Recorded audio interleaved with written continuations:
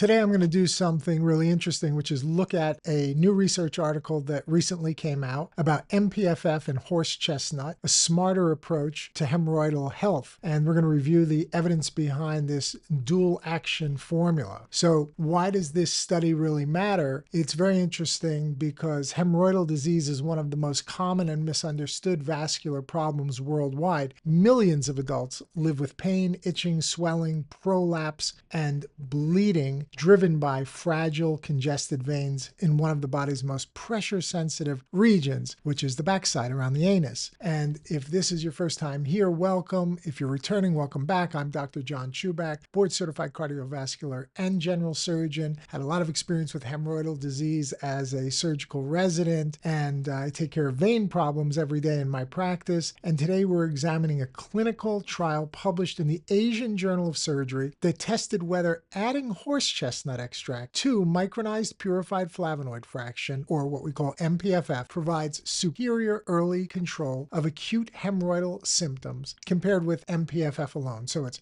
looking at MPFF plus horse chestnut versus MPFF alone, MPFF being a mixture of 5 biologically active bioflavonoids that come from citrus fruit. So the question is clinically important. MPFF is a well-defined and well-established venoactive therapy, meaning that it has an effect on veins, yet patients still experience flare-ups or slow relief. So they wanted to see if a safe, accessible combination could shorten the course of bleeding and discomfort in their patients that would meaningfully improve the quality of life for those patients and reduce the need for any interventional procedures. In this session, I'm going to walk you through what the study asked, how it was designed, what it found, and why the biology of veins and lymphatics helps explain these results. We'll also place the findings in the broader context of venoactive agents and guidelines using MPFF's long record in venous medicine as a background. Finally, I'm going to share with you how this science has influenced my own formulation choices for supporting hemorrhoidal vein health. Hemorrhoids are not merely swollen veins. They're a manifestation of venous insufficiency and microvascular fragility in what's called the anorectal plexus. That's that system of vessels and veins around the anus at your bottom. And everyday forces such as straining with constipation, prolonged sitting on the toilet bowl, heavy lifting, and pregnancy can elevate venous pressures in the anal cushions. And those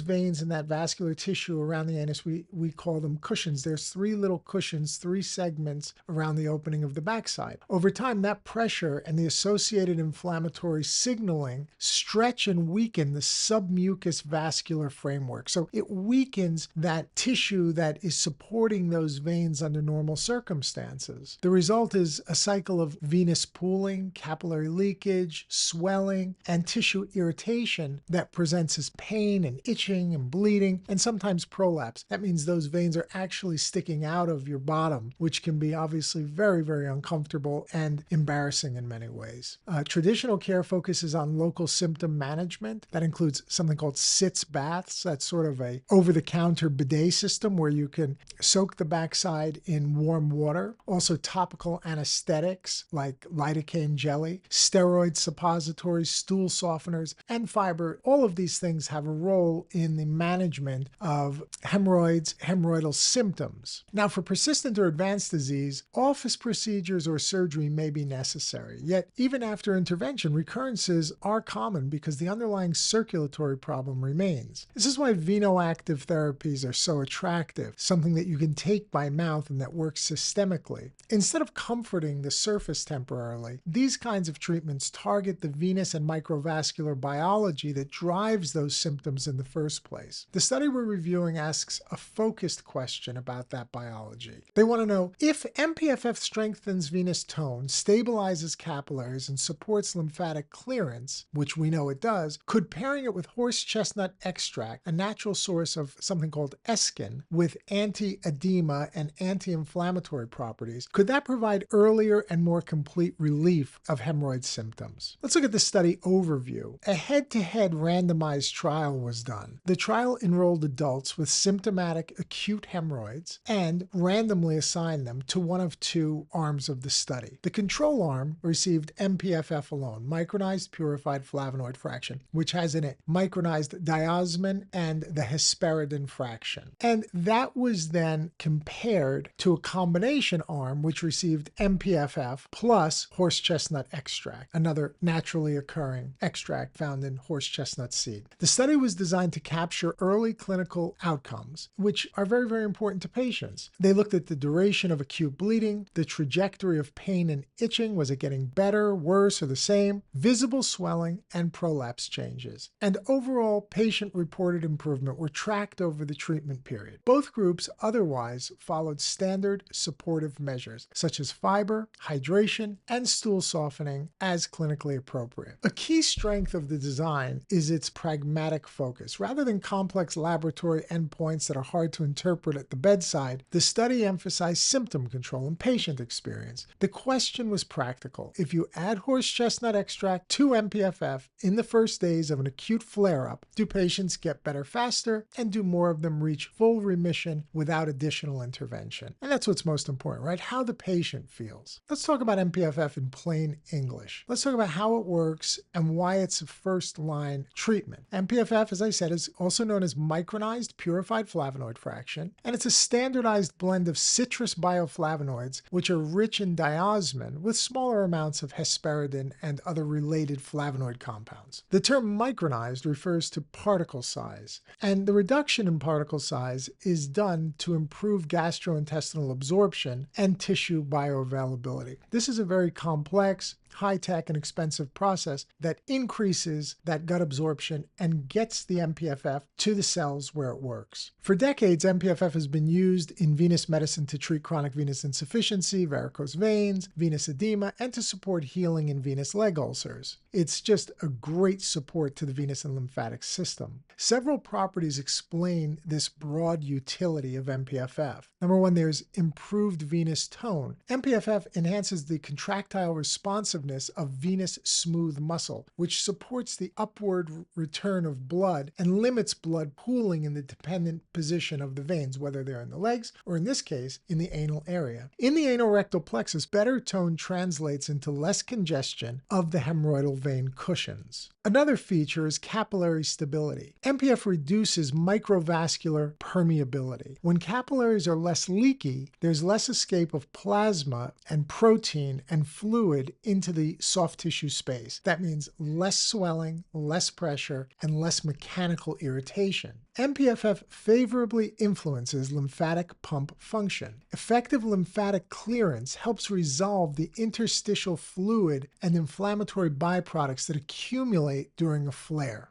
Next, we have anti-inflammatory modulation. MPFF has been shown to reduce leukocyte adhesion, that's white blood cell adhesion, to the cell membranes and to the lining of veins. And this also slows down that local inflammatory cascade that otherwise perpetuates burning, itching, and tissue fragility.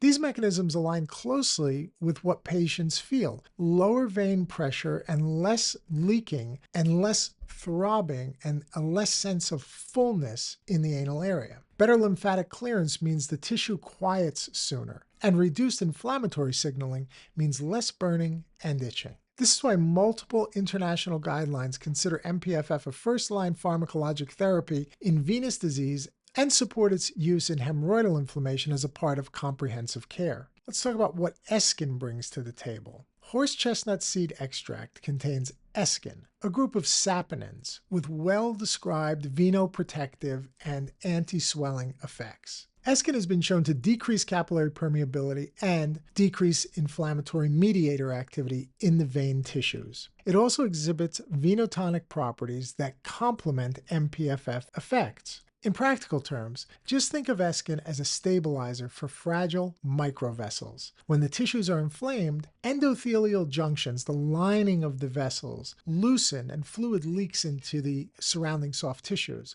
Aescin helps to tighten those junctions, limiting leak while also dulling the biochemical signals that recruit and activate other white blood cells and inflammation. The result is basically less swelling, less tissue pressure, and less irritation during bowel movements. Because these actions are complementary to MPFF's improvements in venous tone and lymphatic clearance, the combination is biologically appealing. So let's talk about what the trial found. Earlier and greater symptom control. This randomized trial's outcomes favored the combination therapy. Patients who received MPFF plus horse chestnut extract experienced more rapid control of acute bleeding when compared with those who received MPFF alone. Symptoms were tracked like pain, itching, and swelling, and they were found to improve across both groups during the treatment period. Yet the combination group, meaning MPFF plus horse chestnut, improved sooner and to a greater extent on early time points. This is important because the rate of complete symptom remission by the study's endpoints was higher in the combination arm. That means more patients ended the observation period without residual bleeding, pain, or prolapse when horse chestnut extract was added to MPFF. From a patient perspective, the distinction is meaningful. Faster relief reduces anxiety, improves sleep, and helps patient resume normal activities and normal routines with confidence. From a clinical perspective, early symptom control can reduce unplanned visits and the need for more advanced therapies, like surgery, for example. The safety profile was also reassuring. The addition of horse chestnut extract did not increase adverse effects within the study, and tolerability was similar between the two groups. The balance of earlier benefit without a safety penalty is exactly what we look for when testing an add-on therapy. This is a great result. To understand why the combination outperformed MPFF alone, consider the hemodynamic inflammatory loop that maintains a flare. Elevated venous pressure slows outflow, which stretches tissues and promotes leaking. Leaked plasma increases tissue pressure, which irritates nerve endings and invites more inflammatory signaling once again. Inflammation further increases capillary permeability and venous fragility. The loop then feeds on itself. MPFF breaks the loop by improving venous tone, stabilizing capillaries, and assisting lymphatic clearance. Aescin breaks the loop by tightening endothelial junctions, reducing mediator-driven permeability, and moderating leukocyte activation. When both are administered together, the leak is smaller, the drain is stronger, and the anti-inflammatory volume knob is turned up. The inflammation knob is turned down. This creates a more hospitable microenvironment for healing in the hemorrhoidal cushions. The result is not just additive. When microvascular leak falls and lymphatic removal rises at the same time, tissue edema resolves more quickly, which reduces mechanical strain during defecation, which decreases microinjury and rebleeding risk. That cascade maps well to the clinical pattern observed in the trial and is consistent with broader venous literature on MPFF's effects in edema and symptom control. So let's talk about how I apply these data points. When an adult presents with an acute hemorrhoidal flare, a successful plan addresses bowel mechanics and circulation simultaneously. On the bowel side, I emphasize hydration, soluble and insoluble fiber, stool softening when indicated, avoiding straining, and scheduling time without rushing. On the circulatory side, I consider venoactive therapy early. MPFF has long been my first pharmacologic choice because it targets multiple levels of the problem and has had an excellent safety record. This randomized trial informs an important refinement. In the first days of the symptomatic flare, adding horse chestnut extract to MPFF appears to shorten the course of bleeding and accelerate symptom relief compared to MPFF alone without a safety trade-off. For patients seeking a non-invasive path for faster comfort, this is a compelling option to discuss. It doesn't eliminate the need for diet and behavioral measures. It doesn't replace procedures when they're clearly indicated, but it does give us a stronger medical approach for the many patients who can improve with optimized conservative care. These are the same principles that guided my work on a hemorrhoidal support formulation that pairs MPFF and its core flavonoids with horse chestnut and Aescin. The objective here is not to necessarily come up with a cure for hemorrhoids, but it's to support the venous and microvascular biology that's already known to influence the course of symptoms, using agents with complementary mechanisms, and now those that have demonstrated clinical utility when used together. Safety matters, especially in community practice where patients often self-initiate supplements before they see a clinician. In the study we reviewed, the combination regimen was well tolerated and did not increase adverse events compared with MPFF alone within the observation period. MPFF has a long record of safety in venous medicine and is widely used across Europe and elsewhere, here in the United States, for example. Horse chestnut extract has also been utilized in venous insufficiency, with gastrointestinal upset being the most commonly commonly reported mild side effect in some contexts. Practical guidance helps patients succeed. I advise patients to take venoactive agents consistently as directed rather than intermittently. I pair pharmacological support with a daily fiber target, generous water intake, gentle physical activity, and unhurried bathroom visits. I remind them that symptom relief reflects cumulative microvascular changes and bowel mechanics that improve over days, not minutes. The same microvascular principles which apply in the legs with varicose veins also apply in many ways to the anal area and hemorrhoidal veins, with the swelling and heaviness, that sense of pressure. These principles apply anywhere that capillary leaking and impaired lymphatic clearance produce pressure, inflammation, and discomfort. Again, we want to look at the circulation, but that does not diminish the value of local measures or procedures. So the sitz baths, the not straining, and looking at the possibility of procedures like banding or even surgical intervention are necessary in advanced and cases which don't respond to conservative measures. So it's important to see a doctor and a specialist, either a colorectal surgeon, general surgeon, or gastroenterologist, for further advice and for proper examination and treatment protocol. When we build a plan on both pillars, meaning conservative measures like bowel habit changes, dietary changes, and dietary supplementation, as well as looking at the potential for interventions, we have the best chance to improve quickly and hopefully durably the symptoms that a patient is experiencing. The randomized trial we reviewed today is a concrete example of what it takes to provide better and better care for patients, always asking ourselves, is there a better way of doing things? Would this work better than this? Or in this case, would these two things work better than one of them alone? And this study seems to support very strongly that MPFF, when paired with horse chestnut, produces improved outcomes as opposed to MPFF alone. This is exactly the reason why the supplement that I've created for this problem includes both of these amazing and natural ingredients.